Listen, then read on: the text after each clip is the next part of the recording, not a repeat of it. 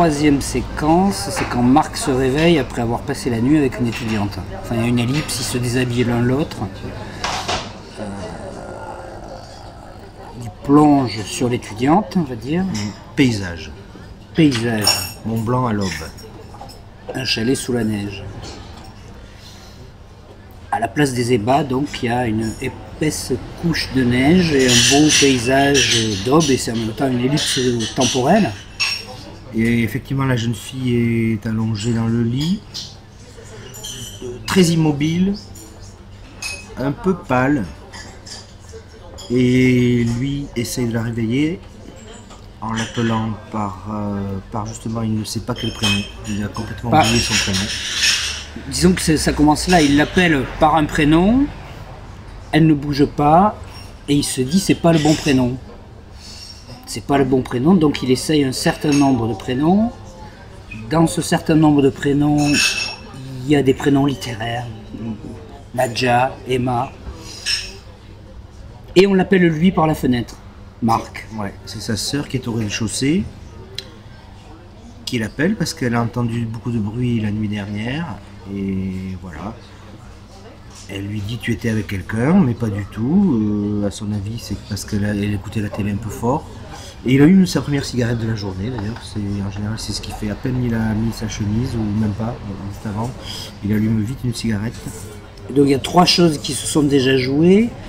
Il a des sortes de pertes de mémoire, mais ça veut peut-être dire aussi qu'il couche avec beaucoup d'étudiantes dont il ne se souvient pas du prénom, mais dans ses prénoms il y met la littérature, et il est appelé par sa femme, parce qu'à ce moment-là, elle n'est pas nommée comme étant sa sœur, donc on peut dire que c'est sa femme avec qui il fait chambre à part, mais ils ont une drôle de relation, puisque quand même si c'est sa femme, il est capable de remonter dans sa chambre avec d'autres femmes que sa femme officielle. Donc en réalité c'est sa sœur, c'est pas encore dit. Il y a déjà le dedans et le dehors aussi. Et déjà, on s'aperçoit que c'est un menteur. Il est capable, avec une fille dans le lit, de dire non, il y avait personne. Et il fume beaucoup. Et sa sœur aussi fume en bas d'ailleurs. Oui, ça c'est ce qu'il redit. Je pense que dès qu'ils ont un échange, d'ailleurs, ils fument. Je pense que le frère et la sœur, tout au long du film, ils fument. Ils échangent des volutes de fumée. Ouais. Voilà.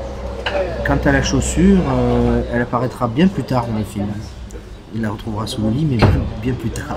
En ayant quasiment effacé cette soirée avec l'étudiant de sa mémoire, mais à un moment donné, il retrouve une chaussure, un talon, chaussure à talons rouge sous le lit. Et là, il est forcé d'admettre, enfin, on voit qu'il fait un gros effort de mémoire pour se dire, ah, effectivement, il y a peut-être eu une étudiante avec moi ce soir-là, mais je pense que je risque de gros ennuis si on le découvre, donc je vais me débarrasser de la chaussure, mais ça va pas plus loin. Donc il partira en ski,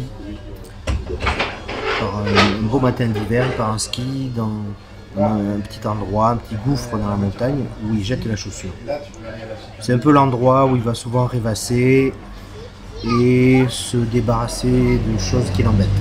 Alors voilà, au moment où il lance la chaussure, on se dit, mais est-ce qu'il ne lance que la chaussure, ou est-ce qu'il nous manque un plan où il aurait lancé quelque chose de beaucoup plus volumineux et de beaucoup plus énorme, à savoir éventuellement l'étudiante. Mais on est dans le doute et l'ambiguïté. Il le vit comme ça. Il le vit comme ça.